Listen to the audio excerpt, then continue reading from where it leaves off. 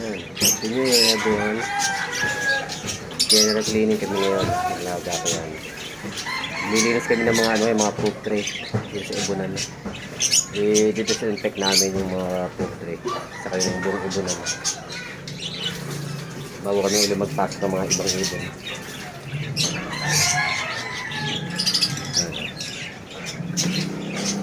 Kami ay mag-disinfect muna ngayon. Simulan natin yung taon na linisin natin yung ibunan.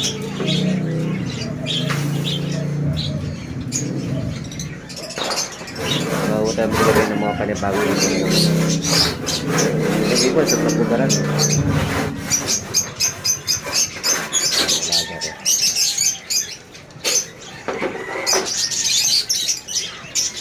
Siyempre, kailangan mo gumamit ng mask kapag maglilinis ka ng poop tray para mo alikabok kayo hindi ka mask ilong na.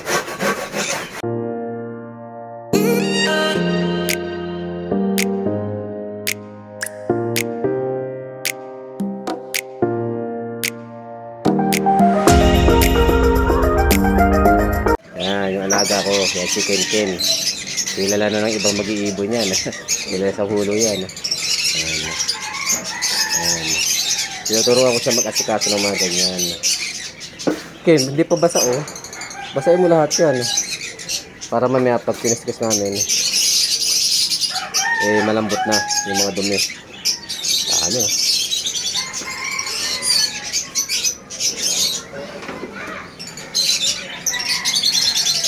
Ang daming nabawa sa ating mga alaga. May mga 2x2x4 ko. Wala na naman. Iba na lang. Puti na lang. Kailangan lagi malinis yung natin. Poop tray o disinfect. Para iwas sa mga ibon. Minsan di mo akalain na mamamatay tayo ng ibon. Yung pala, may sakit na pala na nakuha sa ating paligid. Nakapansin nyo wala namang ibon yan dahil yung iba tagang binibenta ko na iba. Ngayong taon naman magdadagdag na naman tayo panibagong mga ibon. Nagbawasin ako ng mga medium bird. Mga medium bird ko. Ito. Lahat po yan lilinisin namin ngayon yan.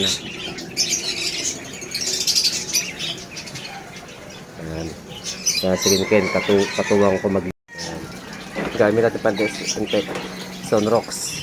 So mamaya mag-spray tayo ng Sunrox. Ito malakas yung tubig ngayon kaya samantalahin natin. Ito lang Sunrox lang yan.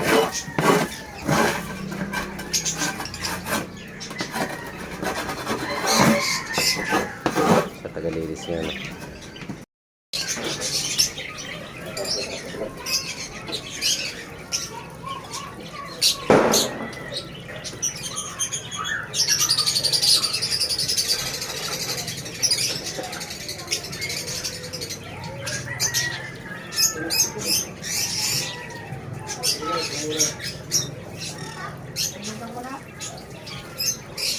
Gamit ka ng gloves.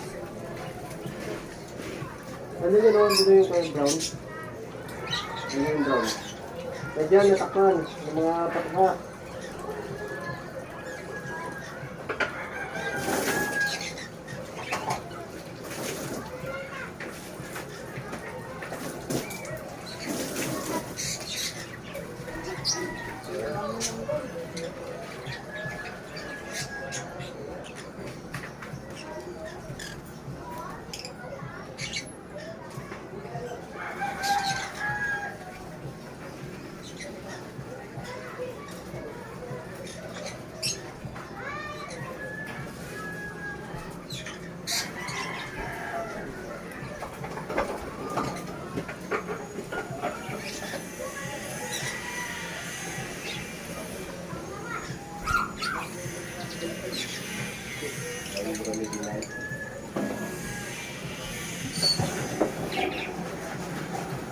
Ano ang pang-postos ay, no?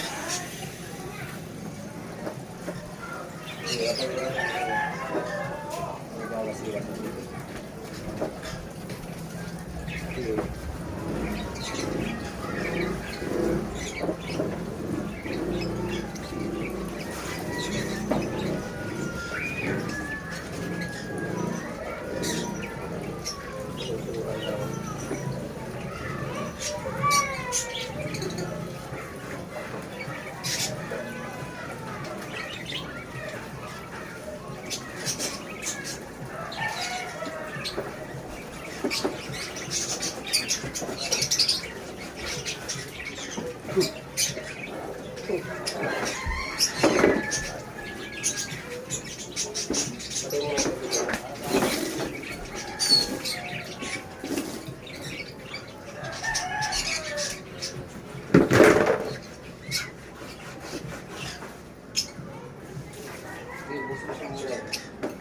Para makita natin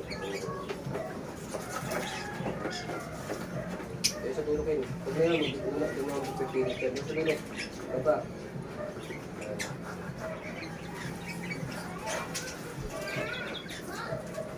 Para malagyan mo sa'yo. Para malagyan mo. Pareho mo na yun. May laman. Lapag mo dyan. Lapag mo lang dyan.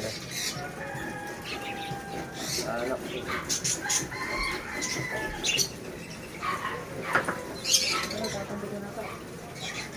Tayo mo lang muna yan. Tayo mo lang muna.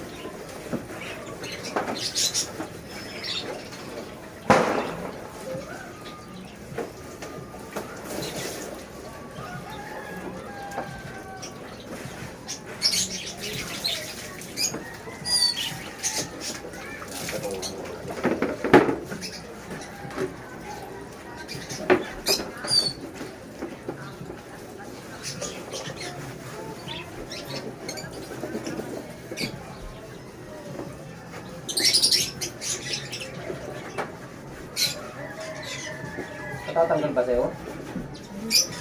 Ha? Hindi, huwag yung... Ito, hindi ako tatanggal ba? May tatanggalin yan. Nakadumi lang.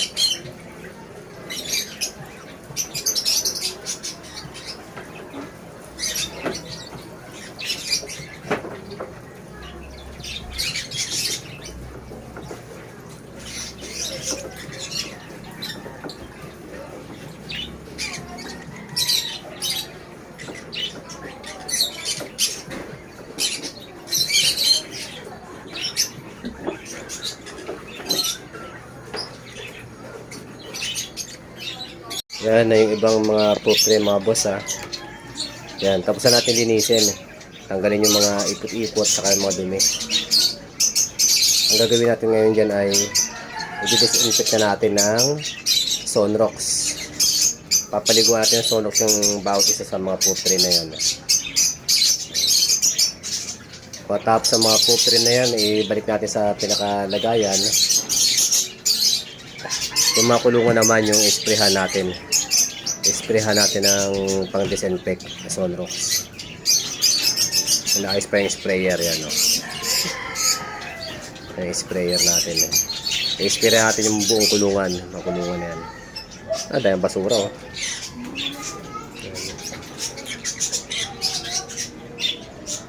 Lahat yan.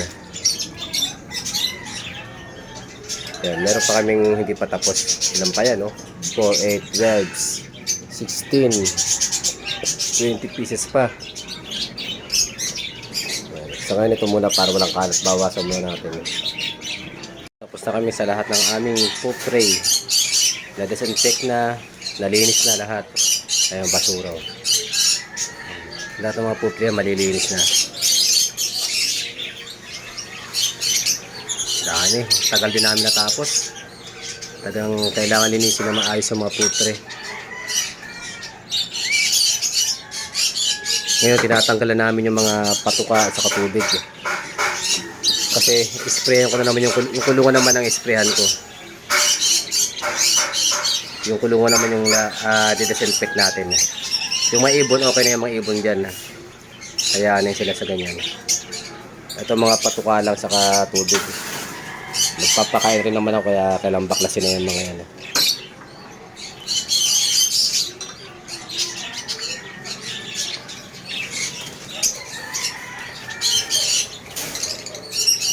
Lahat na kayo matapos.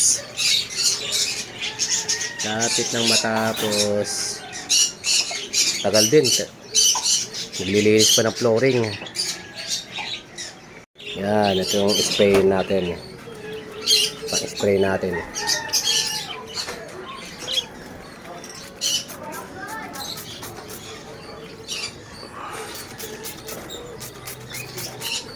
Sikit ba natin?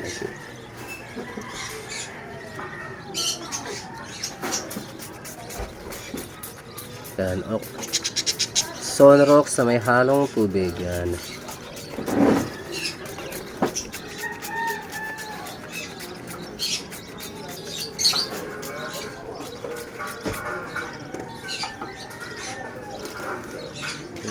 Tinutong ang pang-spray natin. Maglulok ko. Ano pa?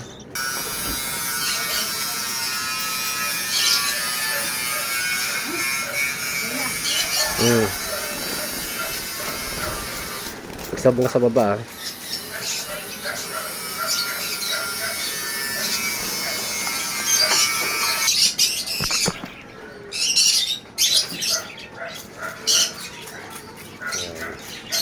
Lahat ng kulungan ispray natin dapat para kahit paano iwas bakterya sa loob ng ating ibunan, hindi ma-bakterya yung mga ibon natin, pa-virus.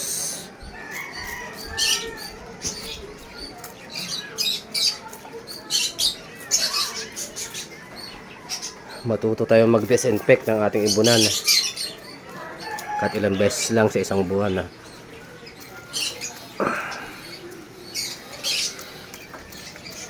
Ito yung gamit natin. Yan mga boss, tapos na tayo mag-spray. Na-sprayan na nga natin lahat. Kaya pwede natin ibalik yung mga pinagkukuha natin na patubigan at patukaan. Yan. So baka sa top yung trabaho namin. Ang dami, kaya medyo nakapagod din talaga. Pero kailangan natin paglaanan ng panahon yung pag-disinfect ng ating mga kulungan. Disinfect ng ating ibunan.